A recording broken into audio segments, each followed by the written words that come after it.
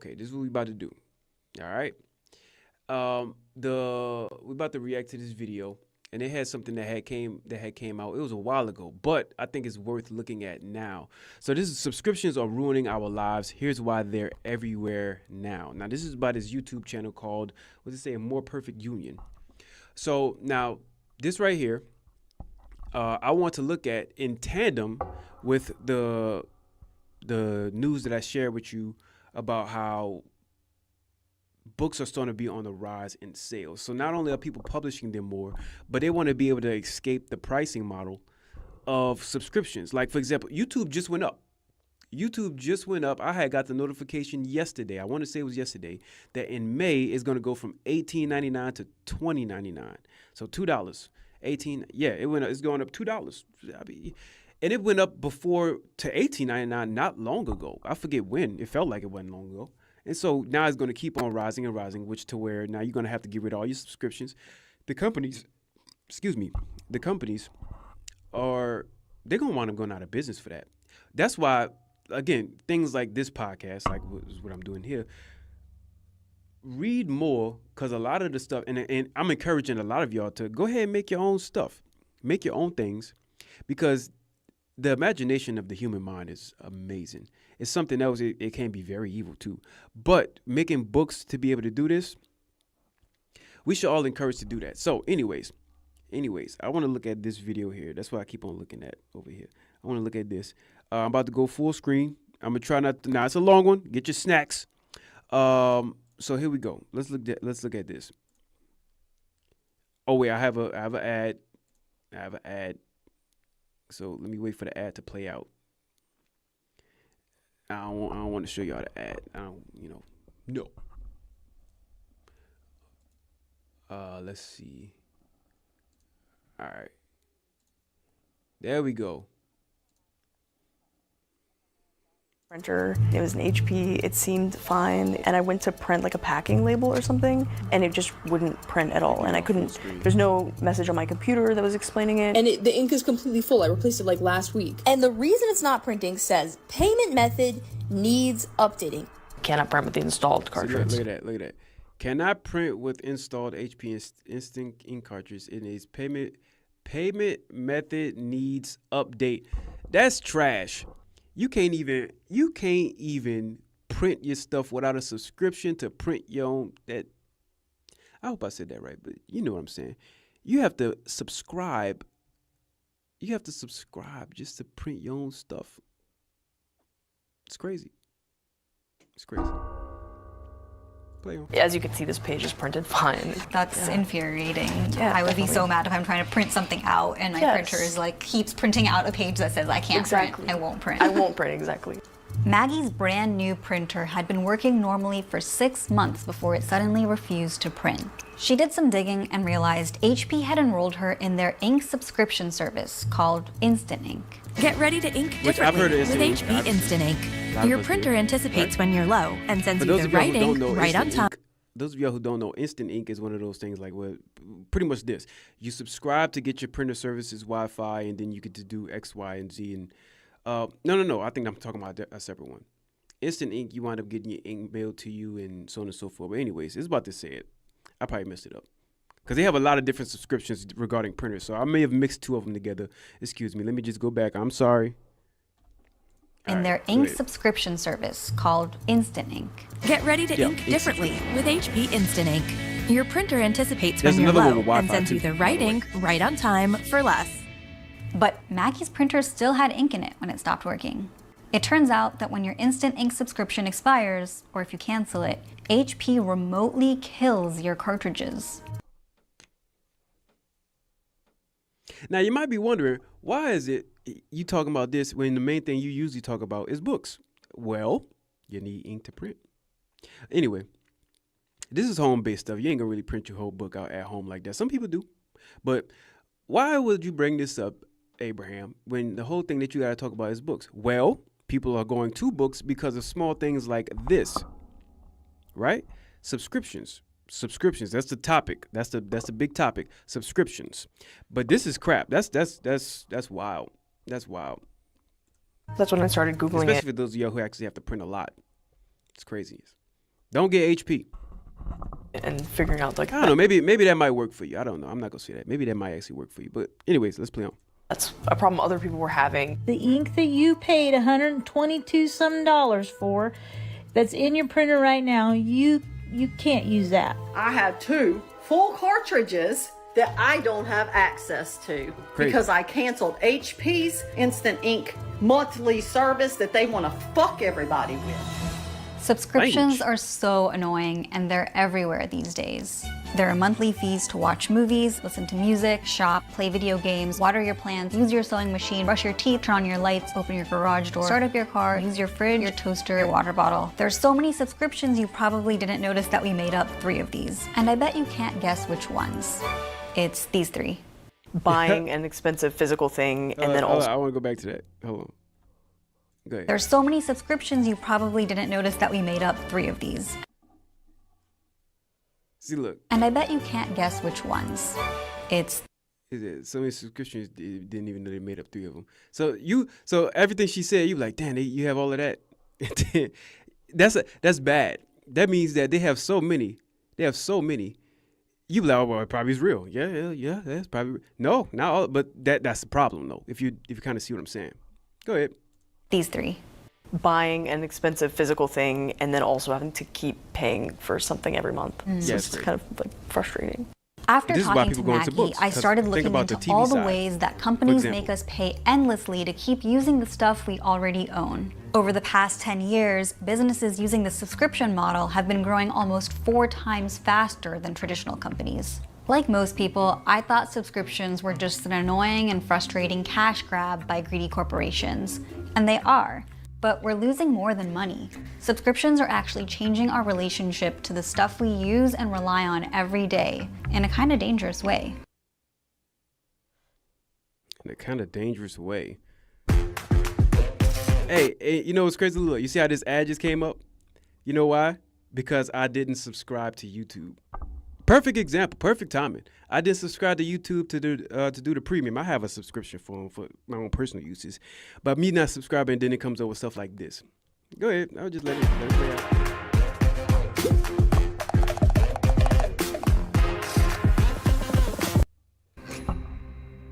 Do you know how much you spend on subscriptions?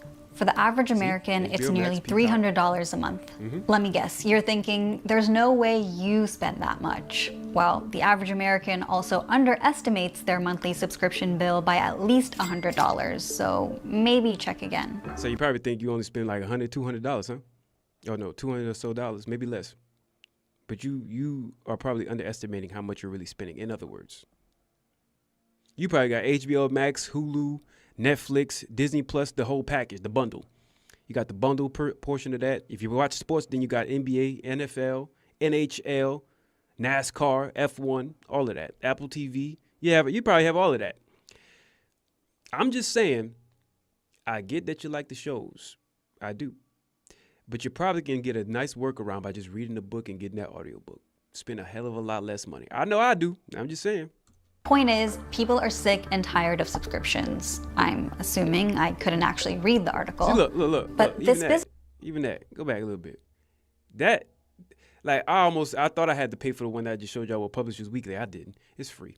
But that, I don't want to pay $4 a week to read your crap articles. Yeah, they put out garbage a lot of the time. Wall Street Journal. Sometimes the things they put out is necessary, but a lot of things they put out really, I mean, come on. Come on. But this business model isn't new. It's been around since at least the 15th century with the invention of the printing press.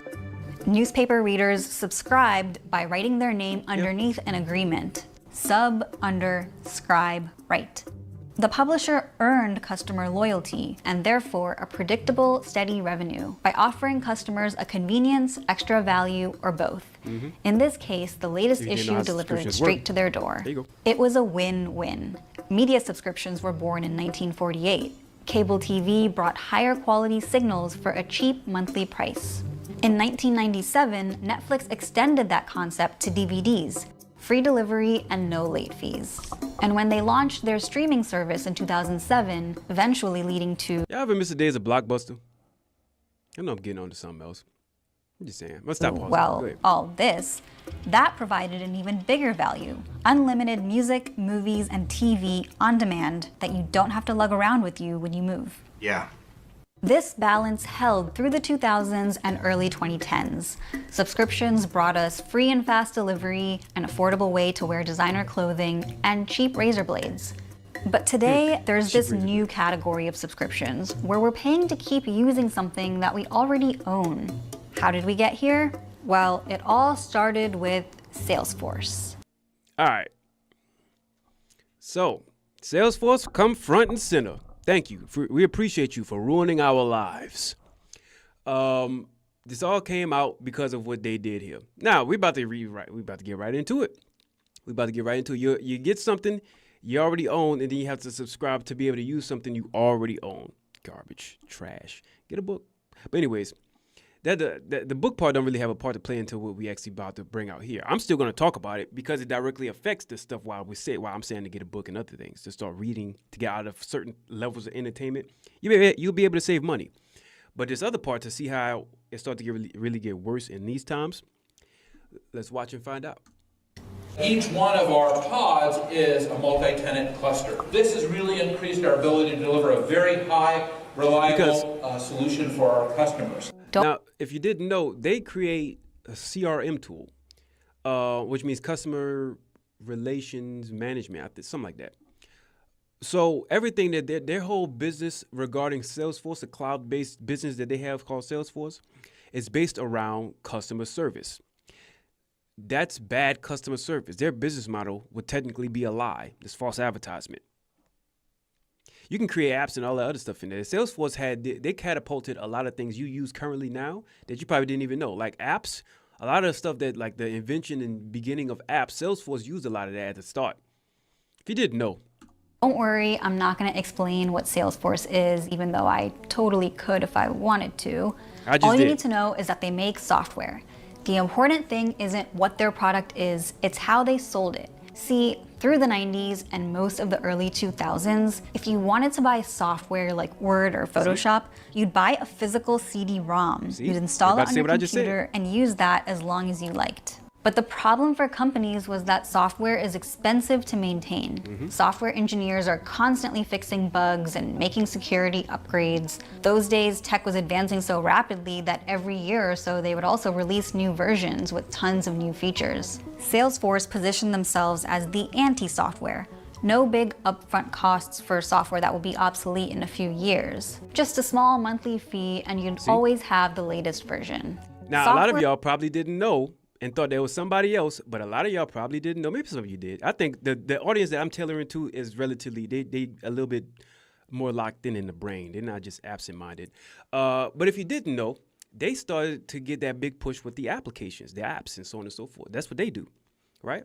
So, or did. And then they started to really push that out to be able to make it easier on businesses to not lug around all of the literal books they have for their filings and things like that. They made an app, something to be able to help out with HR, something to help out with the finance, something to help out with customer relations.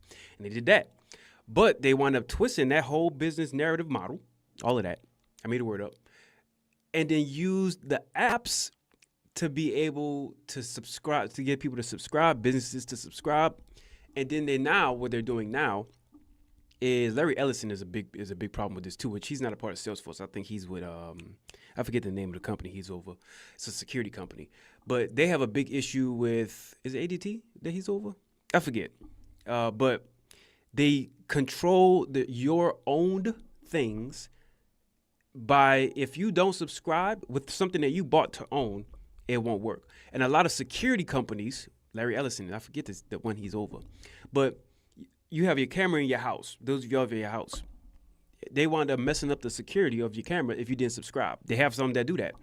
But the main thing I'm focusing on, again, is the entertainment side of it, to where you can actually divert a lot of your money away from it and then go towards reading books. Of course, that's what I'm talking about. But this is all interesting to still learn to kind of get the full scale of it, right? So anyways, go ahead. It was no longer a product that you buy in a box. It was a service that you paid a monthly fee to use.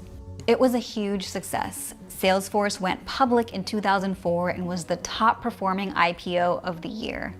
Microsoft launched Office 365 in 2010 and saw revenue grow by nearly 70%. Adobe went subscription only with Creative Cloud in 2013. Subscriptions have grown 16 times And since I then, used to driving use most Adobe. of I used to use them a lot. Oh, hold on, wait. I went back too far. revenue grow by nearly 70%. Adobe went subscription only with Creative Cloud in I used to use them a lot. I still somewhat do. Believe it or not, though, what I use to edit my videos is not Adobe. It is not Premiere Pro like a lot of people do. I don't use that to edit my videos. I use Clipchamp. They have a lot of very basic tools to use. If your video looks good, it has basic things in there. Your lower thirds, they already make it for you, all of that stuff. I just put it up there. And I believe I'm subscribed to them. I only subscribe for the memory, but just for example, anyway. 2013. Subscriptions have grown 16 times since then, driving most of the $200 billion company's growth. See? Most people still consider Apple a products company, but lately, their fastest growing revenue stream is their $24 billion subscriptions unit, which grew 14% last year. 14%. Investors love software as a service, but where's the customer value? Today, Photoshop costs $263 a year, which is a cheaper upfront cost than the $700 you'd pay before. But in about I'd rather pay the $700 to get it forever. They had this software that came out that challenged them, and they lost, unfortunately. I wish they would have won. People would have switched over to it. I tried to push for it, but I have no way to do it. What's the name? It was Affinity Photo and Affinity Illustrate. You buy it once, you use it forever. And it was good. It was just like, it was trying to compete with Photoshop. It just couldn't match. It didn't have the money or backing for it, but, about 2.5 years, you'll exceed it. So, but all of this goes right back to the whole publishing thing. Publishers, well, go ahead. Additional value are you getting for that increased cost? Not much. The software isn't really improving that drastically anymore, maybe a new feature or two. Word also hasn't evolved that much since 2006, except for a few stylistic changes. Yes. Oh, what happened to my video? There we go. Oh, look, more ads. Starting from scratch is scary. Monday.com gives you.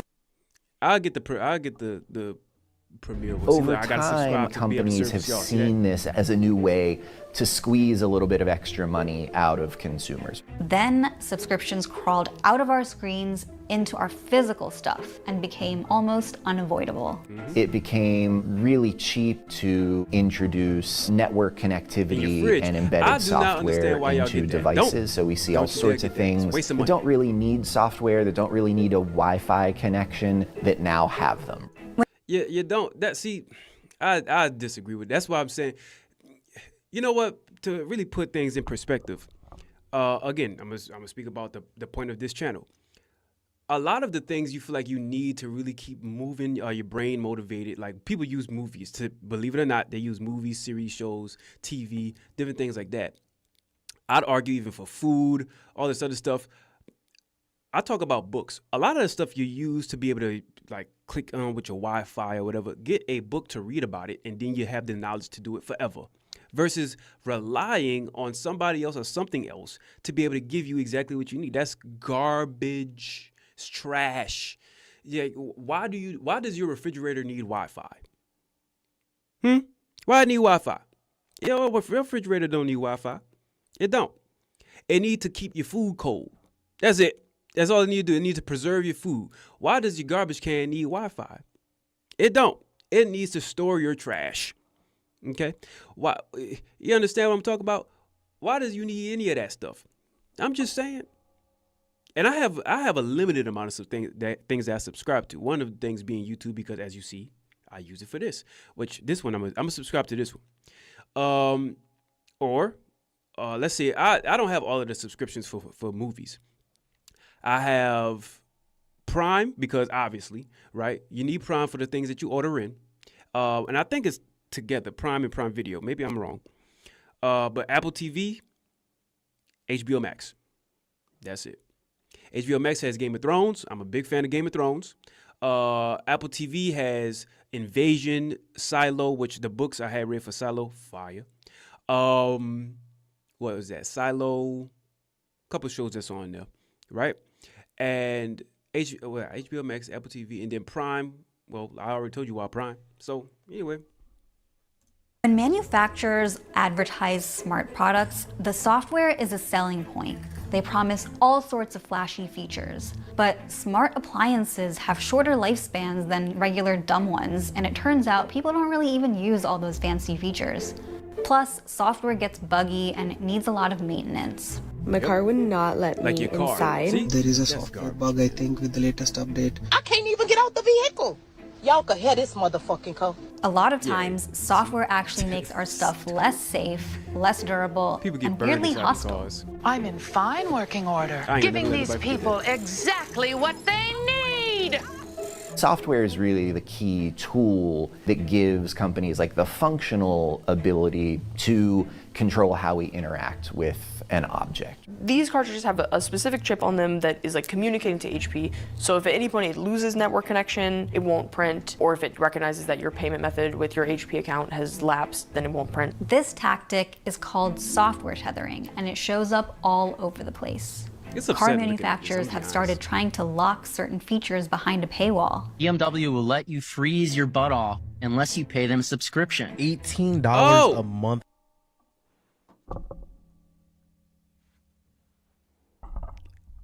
They're gonna have you freeze. So it's imagine this. It's winter. It's winter. You probably have.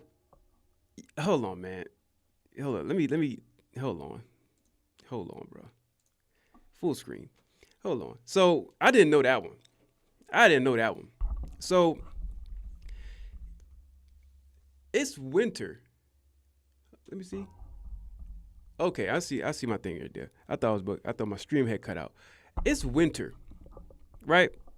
You probably didn't. It might be a hard month for you, money wise, right? You probably just paid the heat inside your house. You paid, groceries, whatever the case is, blah, blah, blah. And that's the car that you have for whatever reason. You have the money to get that car. It might be a hard month, but okay. You didn't pay your subscription. Now you can't use your heat. Oh. Hey, I'm going to tell you the most important subscriptions that you have in your life. Rent or mortgage. Utilities, water. Most important subscriptions. Outside of them, you're wasting your... Why do you need that? Go get a hoopty. Those of y'all who don't know what it is, go look it up. Go get one of those cars. Go get something that you don't need that's electric. I think that's a gimmick. I'm not a fan of electric cars for reasons like that, because I know for a fact that BMW is an electric one. That's crazy. You can't use your heat. And I bet you it's still with the cooler too if it's hot outside, which is about to be, Damn, that sucks. That sucks. For heated seats. That's actually one of the craziest things I ever heard. Tesla owners have to pay $10 a month to gain access to all of their cars' navigation and streaming features. Even when you go to buy a car now, they actually give you like a long list of features that's in there, and then it says this is with subscription. This is with subscription. Hey, the best way to get rid of all of those things that the company's trying to do is like, I ain't buying that shit. I want it for what it can do. I need a car, so guess why I need a car? And then you talk to, hey, guess why I need a car? They're going to say, why? Because I want it to drive. That's why. Yeah. Let me just get that. I'll get a sunroof. That's it. And then boom. But that's it. Extra for something that the car is in the car is ridiculous. And Mercedes locked faster acceleration behind a $1,200 yearly subscription, along with a bunch of other stuff. Unlocking the dash cam will cost you an extra $16 a month. Remote starting this will cost you an extra $35 a year. If your Mercedes gets stolen, they will help you find it, but for $2 a month. You bought that heated seat. You bought those components. They put that into the price of the vehicle, and now they're charging you for the right to use it. A brand new electric vehicle, you can't even access the damn thing. This is 2022, people. This is what the future looks like. Imagine if we charge you for gasoline, then charge you for the right to burn it in your engine. This is greed. I don't care. Oh no, it's capital. This is greed. It's the kind of stuff that just makes you want to take a giant dump on someone's head. It's not just cars. The Snooze Smart Bassinet, the Oura Ring, Hatch Alarm Clock, Ring Camera. These are all expensive products. That is, look, Ring Camera. Now, that's not Larry Ellison. But Ring Camera, see? That's what I'm talking about. Security functions also have it to where now if you don't pay subscriptions, they wind up hacking into your stuff, rights to your stuff that you own, and then now you can't use security. God forbid there's something bad that happens, and then now your camera don't work because you couldn't pay the subscription, or you didn't pay the subscription, or forgot, or the card lapsed. You have all of the money in there. It just didn't work. See? That's BS. And a lot of y'all want that cyberpunk reality. Y'all want that kind of world to live in. I think that's the most dumbest reality that you can ever have. Cyberpunk is the worst kind of future that you want. I just looked at Blade Runner. And let me tell you, that is what you do not want that future. That don't work fully or at all without a subscription. Those kinds of subscription offerings aren't adding new value, they're just imposing a tax on using the things that we feel like we've already paid for. This clear lack of customer value is also why so many streamers and subscription services have to use deceptive marketing practices to trick us into subscribing, like free trials that automatically become paid. Hey, it mentioned streamers in there, so technically speaking, I'd be a streamer. Let me turn my hat backward. Hold on.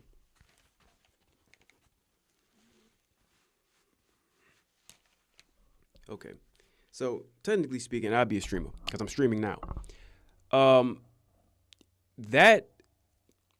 It says streamers. What did they say again? Say it again. Why so many streamers and subscription services have to use deceptive marketing practices. Deceptive marketing. Don't ever worry about me being deceptive toward you. I have a strict code that I follow by called the Bible. Okay. That's called sin. I have people that correct my ass if I wind up doing something that's out of practice. I can't do that. I can't, because that's sinful. So if you want to donate, I appreciate the donation. That helps the channel grow. I thank you. And if on your own accord you want to, because I do have a button on my Buy Me a Coffee thing that says either to subscribe or donate monthly, whatnot. That is up to you. You do not have to do that at all. I will never, ever say that you have to do it or try to force you into doing it. Of course, the money helps to grow it, grow the channel to go even further places that I'd go, libraries I visit, conferences that I'll go to. And I'm taking all of that and I'm taking y'all with me. Once I get to that point, God willing, I'll take all of y'all with me and then video camera that thing so y'all can come and enjoy the experience without the need of having a blocked wall. Like, you know, some YouTube channels, they have a wall in between the members and y'all all gonna see it. Just donate, and then y'all gonna see exactly where we're going at with it. I ain't gonna do that to you. So that deceptive marketing, I have seen that, and I know exactly what you're talking about. Go ahead. This is to trick us into subscribing, like free trials that automatically become paid memberships and dark patterns that make it hard to cancel. Now, I'm gonna tell you where subscriptions make sense. Subscriptions make sense if, for example, I have an app that I made, and I'm gonna show you at the very end of my stream. I have an app that I made, and if this is a video, then whatever, you're just going to see me say it. Just look at the video that I put up there. I have an app that I made that you can use the app as much as you'd like for listings and different things like that. However, to get the business side of it, the analytics, the different tool updates, the so on and so forth, then yes, you would need to subscribe because I need to make sure that I have the right amount of money to be able to make my software applicable, usable, because it takes a lot to code and it costs money to actually add certain features or not take away, but add features in it to make it run properly. All of it getting pushed back into the app to do that to where it can work for you. Yes, you're going to need money to do that. Money does help make things work. What's the problem, though, is what she's talking about, and other people, is when you use the money that people subscribe for, which they can do that, but you use it for something that they own, or you tell people to subscribe to something and then not deliver on your end of the bargain. That's a big ass problem. And everything becomes a pay dollar, like you have to pay for it. Nope. The Ring also allows companies to force us to use their expensive refills. It's a lot to talk about. GE put digital locks on some of their smart fridges, so you can only use their name brand water filters. Let it roll for a while. Companies will encrypt anything: coffee pods, light bulbs, cat litter, and of course, printer ink. All so that we're forced to keep spending money with them. HP Instant Ink takes this strategy to the next level. They charge you based on how many pages you want to print, not how much ink you'll use. Maggie thought an ink subscription meant new ink cartridges on demand like Dollar Shave Club, but Instant Ink is more like a streaming service. Maggie doesn't own her cartridges any more than you own the movies on Netflix. Your access to them depends on a monthly payment. In other words, HP isn't selling you ink cartridges at all. It's renting them to you and charging you each time you use them. all enforced by software tethering. It's not even like you're getting like unlimited use of your product that you have in your home. You're having to only use it a small amount. It's like I could just go down the street and print somewhere else or at the library where you have to pay a few cents. Yeah. Instead of like having one in my house that I have to pay for. Maggie was kind of like, when I buy something and it comes with so many rules and restrictions, do I even own it? That's a tricky question. We're gonna come back to that. Subscription companies don't care how shitty our experience is as long as they make a profit. They'll even kill their own products if that's what it takes. A few years ago, Nest was making a home automation hub called the Revolve. And one day they decided that they just didn't want to support this device anymore. And so they sent out an email to everybody that bought one of these things for $300, whatever it was, and said, hey, on May 24th, this thing just doesn't work anymore. We're turning them off. Spotify did the same thing with their $90 device Car Thing less than 2 years after it went on the market, as did Juicero with its $400 juicer. And earlier this year, the electric car company Fisker filed for bankruptcy, which has left thousands of people who bought that car wondering if they'll still be able to drive it when the servers go down, or if they now own the world's most expensive paperweight. In a world where your device isn't dependent on the servers that the manufacturer is maintaining, that's fine, right? If my toaster that I bought in 1995, if the company goes out of business, the toaster still works. Exactly. Today, that is just not true anymore. If you're a good coder, you might be able to figure out how to keep your bricked Juicero or Fisker running anyway. But you'd have to bypass the company's software restrictions, which is illegal under Section 1201 of the Digital Millennium Copyright Act, or... I didn't know such thing. Like, I feel like I should know that things like this exist. Damn. DMCA. They go out of business. Damn. The DMCA was passed in 1998 to prevent piracy. No, the other piracy. Oh, I remember that. I remember that. I remember that freaking commercial. God, what is that? Such a tipping point. I remember that. Oh my God, that's such nostalgia. That used to be when I had the VCR. That used to be at the beginning of almost every movie. Oh, I remember this. Oh my God, nostalgia. And applies to anything with a computer in it. In 1998, that meant like a DVD. But in 2024, that's almost everything we own. And companies use copyright as the legal covering to lock us out of our own stuff.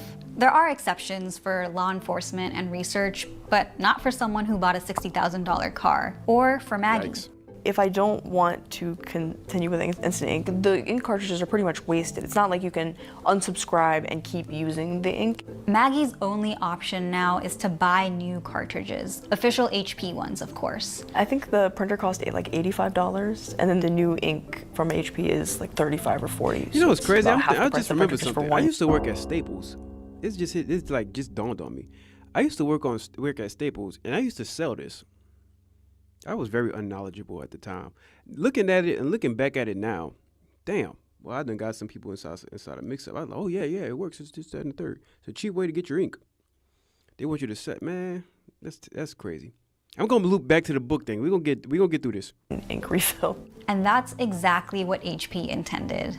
The CEO freely admits this. Our goal was to reduce the number of what we call unprofitable customers, because every time a customer buys a printer, it's an investment for us. And if this customer doesn't print enough or doesn't use our supplies, it's a bad investment. They're bad customers anyway if they're not using HP cartridges, because you haven't made any money on them yet. Exactly.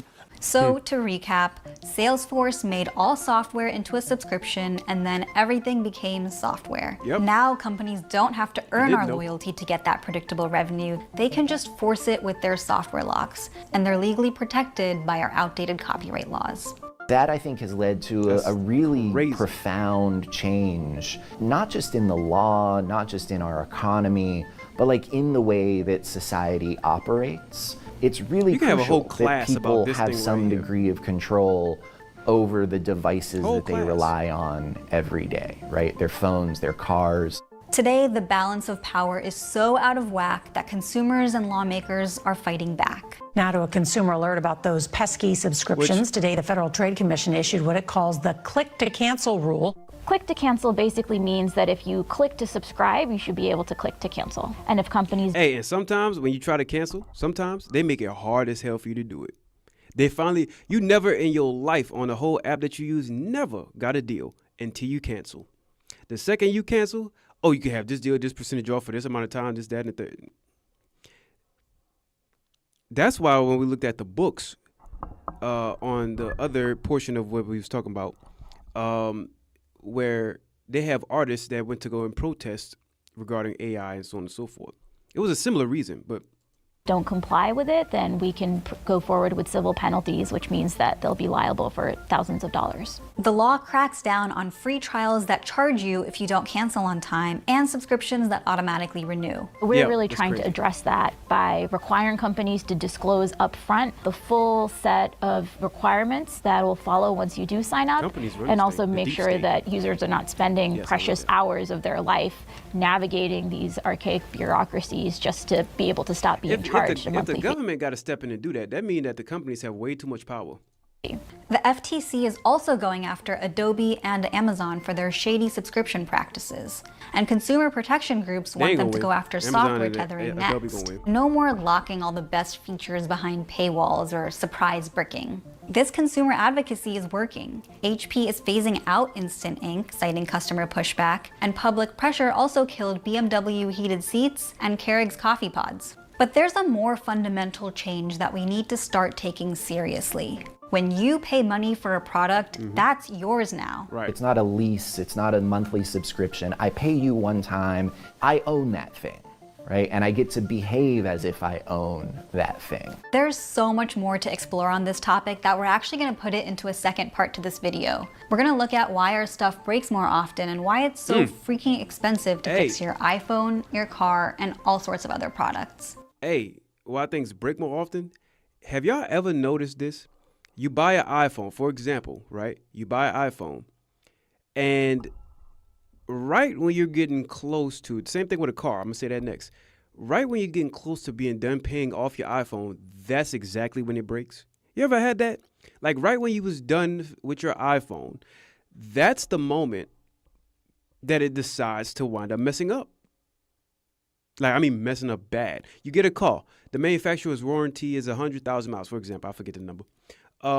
Right on a 100,001, it start messing up. Manufacturer's warranty's done. You ever notice that? The part itself was about $150, $160, but my bill was almost $5,000. And we're gonna dig into the bigger question Maggie raised with her printer. Do we even own the things we buy? Stay tuned for the answer in a couple weeks. Thanks for watching the class. Excellent video. Excellent video. Yeah, hey, y'all whoever come across, subscribe to it. More Perfect Union. Great video. A lot of good stuff inside there. I touched on that because I wanted to actually hit on what I was talking about regarding the I wanted to talk about what I was talking about regarding people reading more. And so they noticed it, like the entertainment part, like when you go back to what I had got in the video, where we at? Where you see, hold on, let me find it. They had something where you saw all of the different little subscription things. Let me just say it. You saw all of the little different subscription models when it came to to HBO Max, Prime, so on and so forth. And, you know, people felt like they weren't getting their money's worth. And so they started to either make more books.